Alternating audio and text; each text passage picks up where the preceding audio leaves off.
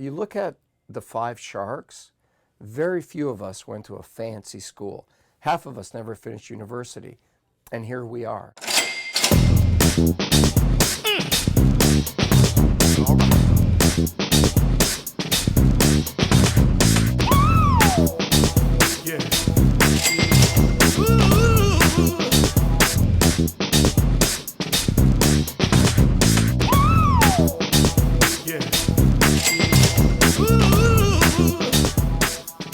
This has been a big year for you. 7th season of Shark Tank, Dancing with the Stars. You're engaged. Congratulations. Yes, I am. Thank you. Thank you. And I think about your story, where you came from. 8 years old, your family escaped communism and moved to Canada. Tell me about that experience. Wow, we were at the New York Stock Exchange this morning, and I'm standing there and I'm looking at everything.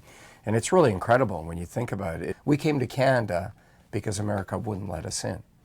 And now I spent a lot of time here, obviously, but it's incredible. This is still the land of opportunity. Your family, I read, came to Canada with $20. $20, one suitcase. We got off the boat, and the boat was called Cristoforo Colombo. We didn't know where to go. My mom remembered she knew somebody in Toronto. We had enough money to take the train to Toronto, and we lived in their basement for 2 years. What did you learn from that experience that has helped you now as an entrepreneur? Well, the first thing I learned is it's not fun being poor. But I also learned poor is a state of mind. I didn't know we were poor until we came to Canada, because I grew up in a little village where everybody lived like us. Second thing I learned is you have to make a certain amount of money in North America to take care of the people that you love. So you've got to go out in the real world and you've got to make a certain amount of money. And the last thing I learned is anybody can do it. If you're willing to work hard and you find opportunity, you can get ahead in America, for sure. Long before Shark Tank came along, long before Dragon's Den, the Right. Canadian Yeah, the version Canadian of Shark version. Tank, you started out in technology. Talk about how you got into that field in the first place. Yeah, when I was in my late teens, early 20s, I wanted to start a business. And my dad swept floors in a factory, and my mom was a receptionist. And so I said to my dad, introduce me to somebody. So he brings this guy in, guy's sitting at the kitchen table, I'm asking him questions. I realize he knows nothing about business. He leaves. I say to my dad, why is he the most successful person that I'm talking to? My dad says, because he has more seniority in the union than I do. So if there's a layoff, he won't lose his job. That was the measure of success. And so I went around and asked people for advice, and people said 2 things to me. It's not who you know, it's what you know. And then the other big piece of advice was you need money in order to make money. And we have no money. So I said, well, what am I going to do? So I got involved with tech, because the beauty of technology is nobody cares who your father is. Nobody cares how much money you have. It's all about value. It's all about getting in and providing value. And I love that about it to this day. What made you catch the business bug in the first place? Well, I actually didn't want to go into business. I went to university to study business, and I hated it. And so 6 months in, I dropped out of university. Why did you hate it? I found it really boring. I found it very dry. I found it, a lot of numbers, and I'm not a math guy. I failed math, and I couldn't keep up. And so I went home, sitting on the couch. My dad comes home one day, and he says, "What you do?" And I said, I'm going to drop out of university. I'm going to get a job. And he comes really close to me, and he says, I love you, but you go back to school or I kill you, bury body in backyard. And I was the first person in my generation, in my entire family, that ever got a post-secondary education. So I went back and I got a degree in classical English literature, but very difficult to get a job with that kind of a degree. And I just got a job in credit collections and worked my way up. And that's the thing today. We see so many kids that are spending incredible amounts of money and families to get a better education. I'm always like, forget the better education, get an education and get some experience. That's what really matters. This is the time of year, by the way, where a lot of high school kids are deciding what colleges to go to. Trust me, I have a daughter right now who's applying, and she didn't get into her first choice. And we're like, we feel this pressure, which is incredible. You look at the 5 sharks, Very few of us went to a fancy school. Half of us never finished university. And here we are. 10 years after you get a job, does anybody ever ask, where'd you go to school? So what is your advice to the kid that just got the rejection letter from their dream school? You take the rejection letter, you frame it, and you put it up on a wall. And you let that fuel your passion in order to become successful. Because it doesn't matter how many times people say no to you, it's what you do with it. And don't go into massive debt to get a better education. It's a bad strategy. I completely agree with you. And I think for me, when I graduated from college, one of my very first objectives was to pay off the debt so that I could move forward with my life. It's so true. What was the moment that you felt like you had made it? I've never felt like I've made it. When I sold my first business for $30 million in cash, that was one of those moments, because that was more money than I could have imagined. So I sell my business, and they give me 3 checks for $30 million. And I go back to my office, and they're sitting at my desk. I'm looking at them, and I can't comprehend that kind of money. And then I realize, oh my gosh, I'm losing interest while the checks are sitting here. So I run Get to the bank. I run across the street to the bank. And I finally get to the front, and I say, I'd like to make a deposit. And the lady says, did you fill out a deposit slip? Oh my gosh. And I said, I'm sorry, I forgot. She goes, I'll do it for you this time. I give her the check. She looks down, she looks at me, she goes, I'm going to need to get the manager. That was cool. First thing you bought with that kind of money? I wanted to pay off my parents' house. And so I paid off their house without telling them. And 3 months later, my mom shows up at my door, and she gives me the check back. And she says, don't ever do that again. It's your money. You worked for it. We're so proud of you. We don't need anything from you. It was great. Yeah. That is so cool. It was so cool. It was so cool. And then years after that, I actually bought my dad a car, and he kept that because it was a Cadillac. And when you're Eastern European, Cadillac. I mean, you know you've made it when you're driving a Cadillac. They would be so proud of you to They see were. what you're doing now. My mom never got to see me write a book. And as much as she appreciated the success and the money, being a published author would have been really cool for her. Your third book is coming out. My third book. You don't have to be a shark. You don't have to be a shark. So tell me, what does that mean, you don't have to be a shark? People are petrified to sell stuff because they think it's the used car salesman. You know, you got to be in your face. And so I wrote a book that basically teaches people how to sell. It's a sales book for the non-salesperson. And you don't have to be a shark. You don't have to be a jerk. It's not about becoming, meaner. It's about becoming tougher. Life doesn't get any easier. You just get stronger. So I always tell people, be you, just get stronger. Don't let the world take advantage of you. But if you can't sell, Rebecca, you'll never be successful in business. You'll have a hard time in relationships. You know that. You have to always sell yourself. How did you learn to sell? By doing it wrong. What did you do wrong? I did everything wrong. I didn't understand that it's a lot of subconscious stuff. I didn't know when to stop talking. Most common mistake salespeople make. They talk past the order and they talk themselves out of it. I didn't know how to dress. I didn't know anything. Were you wearing an old suit? Were you showing up professional or were you showing up not professional in a hoodie? It's what you and I talked about. If you don't know the language of business, and part of the language of business is how to dress, who's going to teach you? So when I went on my first sales call, customer took me aside and he said, you seem like a nice kid, but you look like a slob. Go buy a nice suit. And I didn't know where to get a nice suit. And there's a menswear store called Harry Rosen in Canada. So I walked in, the suit was $500 then. I didn't have $500. Salesman says to me, if you work here, you get to buy a suit at 50% off every 6 months. So I got a part-time job selling men's clothing just so I could afford the suit. And that's where I learned a lot of the basic skills in order to read people and see what they're about and if they're really going to buy. You were a hustler from the beginning. I was a hustler.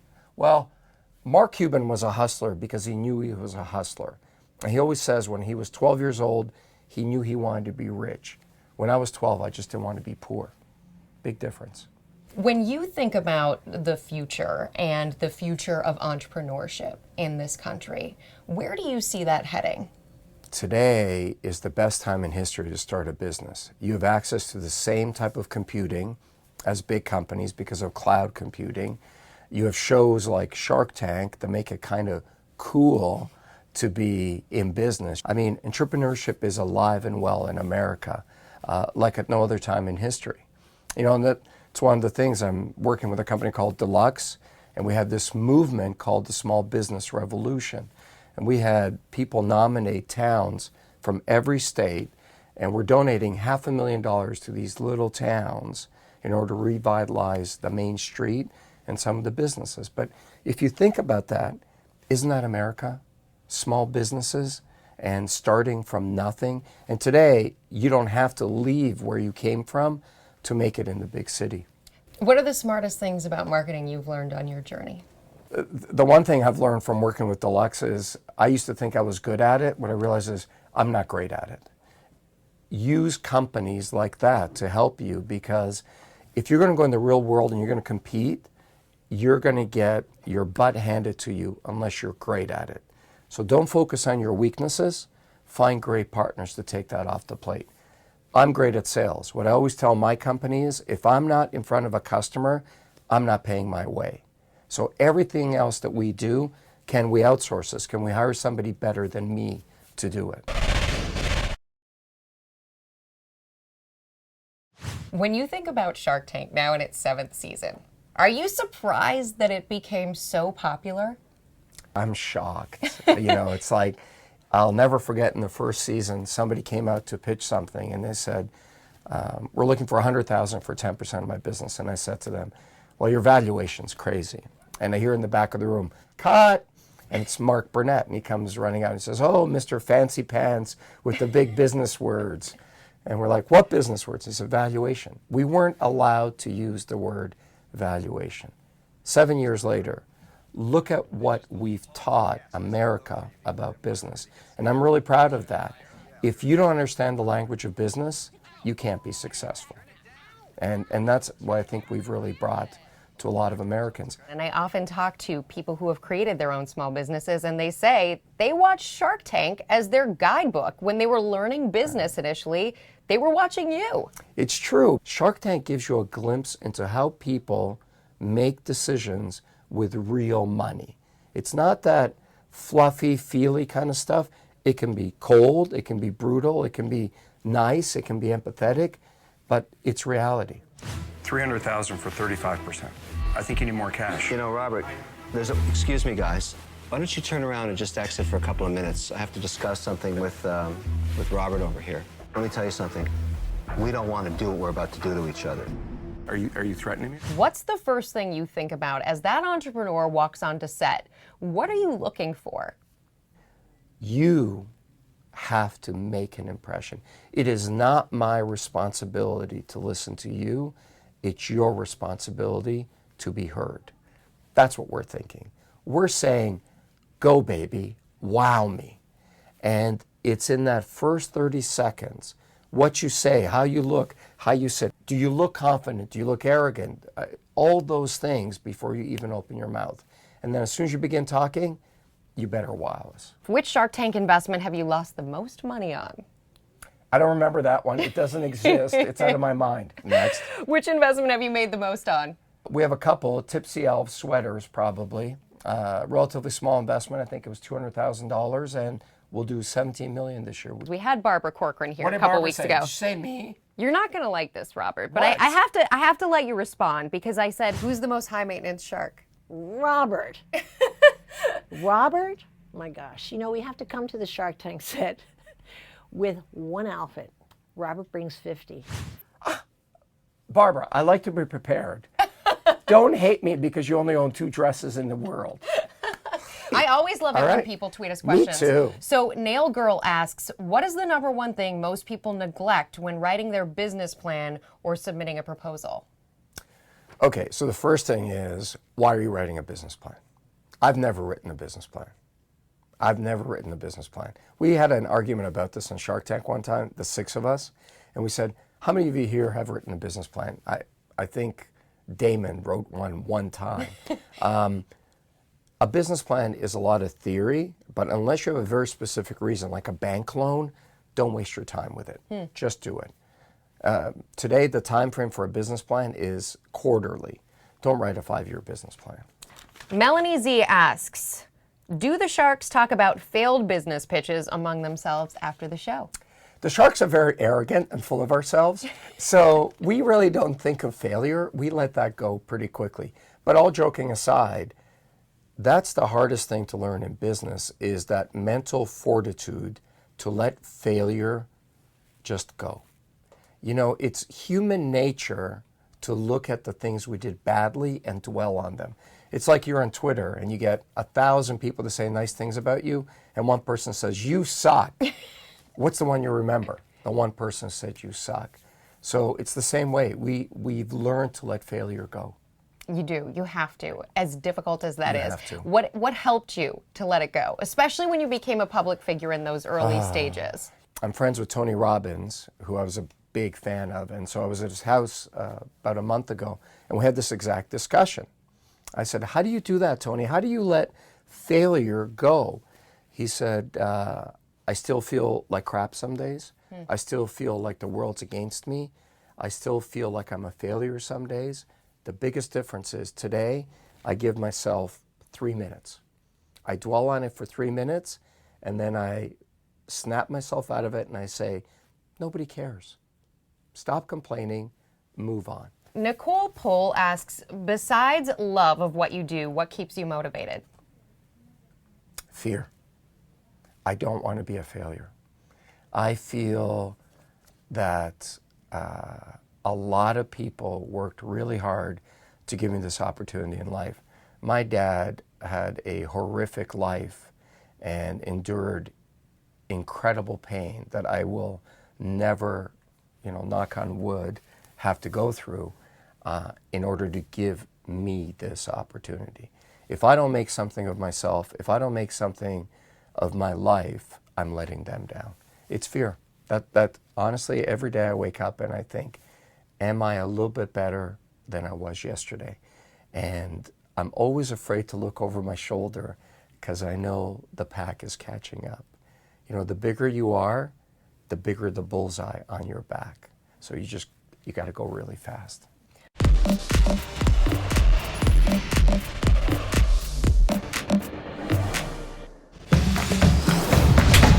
So, Your actual office? this is my actual office that we have This is where converted you into the Real actually Biz set. work? Yeah, this is where I actually work, and What happens in Rebecca Jarvis's office? it's crazy the things that go down in this office.